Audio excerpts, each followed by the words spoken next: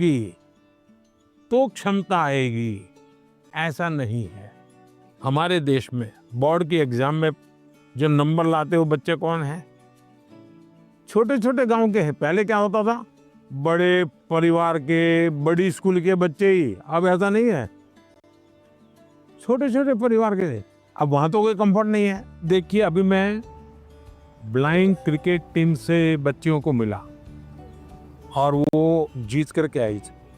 जब मैंने उनको सुना तो अपने आंख में आंसू आ गए। ऐसी बातें थी, घर नहीं है और ब्लाइंड है, खेलना सीख रहा, दिव्यांग होने के बावजूद भी वो यहाँ तक पहुंची। तो उसको कहाँ पैदा हुई, कहाँ रहती थी, उस मैटर नहीं करता था। तो हम कंफर्ट जोन ही जीवन बनाता है, ये भ्रम में नहीं रहना चाहिए। जीवन बनता है जिंदगी जीने के तरीके से। माननीय प्रधानमंत्री जी को देखा तो मुझे तो अपने आप पर विश्वास नहीं हो रहा कि वो आ रहे लीडर है इंडिया के। तो मुझे लगा कि सीरियस रहते होंगे, लेकिन जब उनसे बातें की ना, बातें करके अपने अपने लगे। उन्होंने जो एडवाइस दी थी उसको सुनकर ऐसा लगा कि हाँ, मैं तो ये कर सकता हूँ। अब मैं वो फॉलो करूँगा और अपने जीवन में उसको उन एडवाइस को फॉलो करने की कोशिश करूँगा। वनकम सर। वेलकम सर, मेरा नाम निखिल है सर। मैं लैंड ऑफ टेम्पल्स तमिलनाडु से आया हूँ सर। तो एग्ज़ाम्स के वक्त कभी कभी हमारे घर में गेस्ट आते हैं सर। और वो हमारे प्रिपरेशन के बारे में पूछते हैं। कुछ चीज़ें हम अपने माइंड से निकाल के रख देते हैं, भूलना चाहते हैं, उसी के बारे में वो वापस पूछते हैं और हमें उसके बारे में याद दिला देते हैं सर।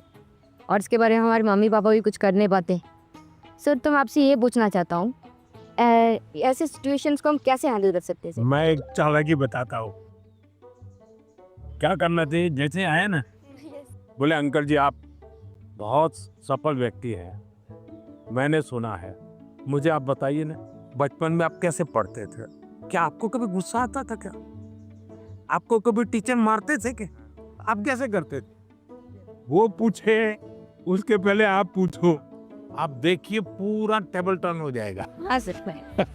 जब वो आए मैं टोटली सरप्राइज था। जिन्हें अभी तक टीवी में देखा है उन्हें रियल लाइफ में सीधा देखने को मिल रहा है।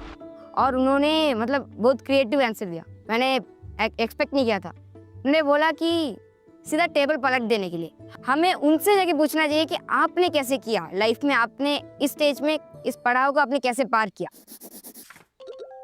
जुले सर, मेरा नाम पद्मा है, मैं लद्दाख से हूँ।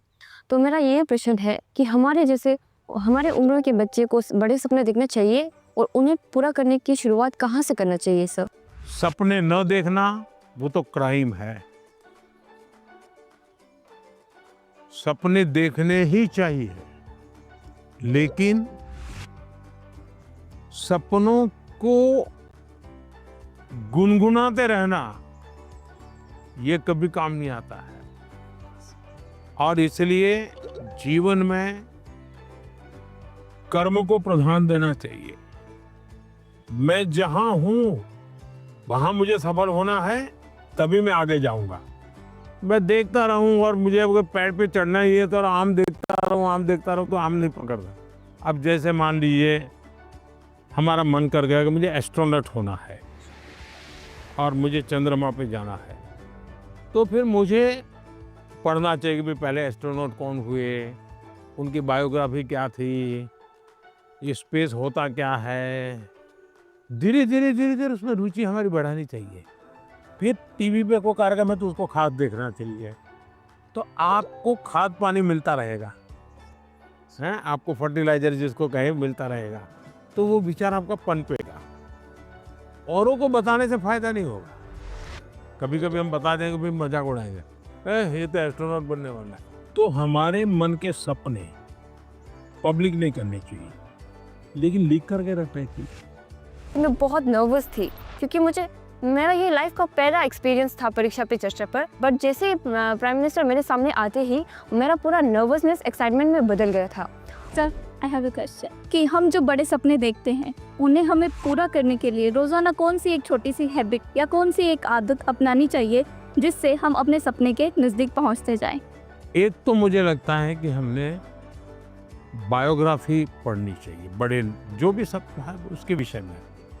कभी कभी क्या होता है हमारे सामने वो बड़े बने वही पता चलता है, ठीक, वो भी तो कभी छोटे थे। आज पीएम आपको मिला होगा, वो पीएम कभी तो छोटा होगा ना।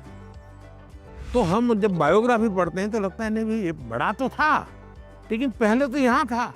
फिर उसमें से आप को रिलेट करोगे, हाँ मैं भी ऐसा ही हूँ, ये तो मैं भी करता हूँ, वही करते हैं ऐसा नहीं है। फिर आपका विश्वास बढ़ेगा, हाँ हाँ यहाँ से शुरू कर सकते हैं, ये पहला कदम है, उन्होंने ऐसा किया था, ये दूसरा कदम है, उसने ऐसा किया था, ये तीसरा कदम है। तो आप अपने आप अपना रास्ता मजबूती से आगे बढ़ा सकते हैं। उनकी एडवाइस सुन के मुझे ऐसा लगा कि जो मेरा आइडियल है मैं उसके देखूं और उसकी मतलब पूरी जानकारी निकालूं और देखूं कि वो किस बैकग्राउंड से बिलोंग करते थे, उनके सामने क्या परेशानियां थी, उन्होंने क्या क्या फेस किया। तो उनको जान के मैं क्या एक छोटा सा स्टेप ले सकती हूँ और उस पर काम कर सकती हूँ, और वो जब पहला वाला स्टेप कंप्लीट हो जाए तब हम दूसरे स्टेप पे जा सकते हैं। सर मुझे आपको एक कविता सुनानी है। कविता सुनानी है, सुनाओ। हम सबके अरमान है आप, भारत के अभिमान है आप, भारतवर्ष के केवट है आप, मानवता के सेवक है आप। मैं बड़ी दूर से आई हूँ, कुछ प्रश्नों को अपने साथ दिलाई हूँ, परीक्षा पे चर्चा की सौगात उठाए हैं, फिर हम सब ने ये मौका पाए हैं। आप ममता की परछाई है, वंचितों के हमराही है, देश को आगे रखते हैं, भारत माँ की जय कहते हैं। तो लो मैं भी ये कहती हूँ, मन की बात रखती हूँ, आप साधना पुरुष और योगी हो, भारत के सपनों के मोदी हो। यह कहकर मैंने वाणी को विराम दिया, वाह वाह से वाह, आपको प्रणाम किया। बढ़िया कविता बनाती हो। जब वो मेरे से मिले, जब मैं पोएम सुना रही थी और जब वो मेरे से बात थे और जैसे जैसे पास आ रहे थे ऐसे लग रहा था अब मेरे को चक्कर आएंगे और अब मैं यही गिर जाऊंगी। ये अच्छा हुआ, आप लोगों ने सब अपनी अपनी बातें लिखी। धन्यवाद सर। आइए,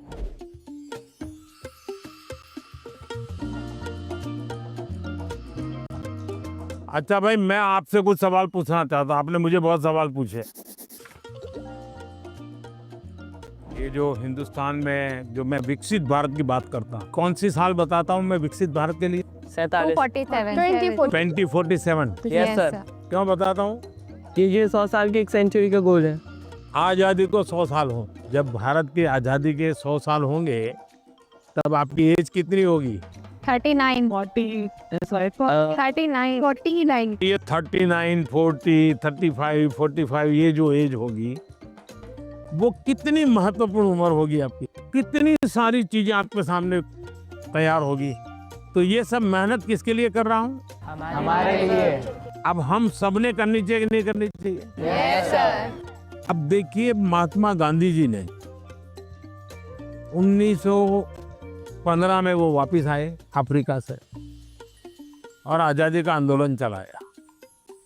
तो 15 से 47 तक आज़ादी आज़ादी लगे रहे कि नहीं लगे रहे? Yes sir. आज़ादी आई कि नहीं आई? Yes sir. भगत सिंह जी फांसी के तख्त पर चढ़ गए, यस सर। छोटी आयु में चढ़ गए, लेकिन आज़ादी का सपना बो करके गए कि नहीं गए? Yes sir. हर दिलों में हर नौजवान को आज़ादी के लिए जीने के लिए सिखाया कि नहीं सिखाया? Yes sir. अगर आज़ादी के 25 साल पहले, आज़ादी के 30 साल पहले जो सपना देखा गया, उन सपनों के लिए जो उन्होंने कष्ट सहन किए, त्याग किया, बलिदान किया, आज़ादी मिली कि ना मिली? अगर इतनी बड़ी आज़ादी मिल सकती है तो क्या हम सबके प्रयत्न से विकसित भारत बन सकता है कि नहीं बन सकता है? Yes sir. आपको विश्वास है? Yes sir. और इसलिए कभी भी भूलना नहीं चाहिए, ये सपना हमेशा आपको भी घर में जाके लिखना चाहिए। विकसित भारत के लिए मुझे ये करना है। अब कौन सी ऐसी 5 चीजें हैं जिसको मैं करूं विकसित भारत के लिए? सर अपने अंदर स्किल्स डेवलप करेंगे। सर हम खुद पर विश्वास कर कर आगे बढ़ेंगे। खुद पर विश्वास करेंगे। स्वदेशी चीजों का ज्यादा उपयोग करेंगे। अब ये स्वदेशी करेंगे तो करेंगे कैसे? तो पहले हमें मन को तैयार करना पड़ेगा। Yes sir. स्वदेशी चीज तो बात की बात है। Yes sir. हम जो गुलामी की मानसिकता में जीते हैं, स्कूल में कोई दोस्त विदेशी जैकेट पहन के आया और कहेगा ये तो फलाने देश का है, तो हमारा ध्यान कैसा रहता है? अच्छा होता ही नहीं होता है। Yes sir. सर एक काम आप लोग करेंगे, यस सर। सुबह ब्रश करने से लेकर के दूसरे दिन सुबह ब्रश करने तक हम जिन जिन चीजों का उपयोग करते हैं उसका लिस्ट बनाइए। आपको पता भी नहीं होगा, कंघी भी विदेशी होगी, आपको पता ही नहीं होगा। जूते भी विदेशी होंगे, आपको पता नहीं होगा। एक बार आपको लिख करके देखना चाहिए, चलो भाई इस महीने में ये 10 चीजें पुरानी हो जाएगी, अब नई इंडियन लाएंगे। अगले महीने ये 10 पूरी हो जाएगी, इंडियन लाएंगे। तो एक साल के भीतर भीतर सब विदेशी चीजें निकल जाएगी, इंडियन चीजें घर में आ जाएगी। तो हमें तय करना चाहिए जैसा भी होगा मेरे शरीर पर, मेरे परिवार में, मेरे जीवन में, मेरी कोशिश होगी कि मैं पहले देखूंगा कोई बताओ पहले इंडियन है कि नहीं है, तो करेंगे। बहुत छोटे से ब्रेक ले रुक रहे हैं, जल्द हाजिर होंगे।